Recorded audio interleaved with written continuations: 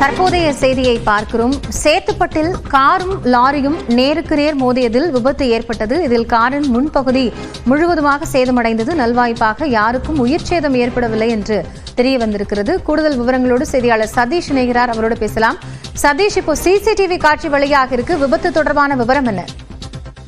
காயத்ரி, சேத்துப்பட்டு அருகே காரும் லாரியும் நேருக்கு நேர் மோதிக்கொள்ளும் அந்த காட்சியை தான் தற்போது பார்த்துக் கொண்டிருக்கிறோம். இது சென்னையிலிருந்து சரக்கு லாரி லோடு ஏற்றிக்கொண்டு கணேசன் என்பவர் சேலம் நோக்கி சென்று கொண்டிருக்கிறார்.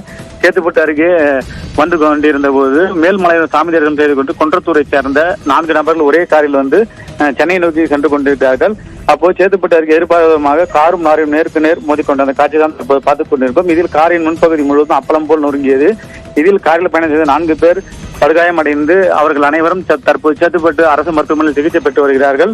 இந்த விபத்து குறித்து சேத்துப்பட்டு போலீசார் சம்பவ இடத்துக்கு விரைந்து வந்து காரும் லாரியும் பார்வையிட்டு இது குறித்து வழக்கு பதிவு விசாரணை செய்து வருகிறார்கள். நல்வாய்ப்பாக இந்த விபத்தில் யாருக்கும் பெரிய அளவில் காயமில்லை. 4 பேர் லேசான காயம் ஏற்பட்டு அவர்கள் அனைவருமே தற்போது பாதுகாப்பாக சேத்துப்பட்டு அரசு மருத்துவமனையில் சிகிச்சை பெற்று வருகிறார். காயத்ரி, நன்றி சதீஷ் விவரங்களுக்காக.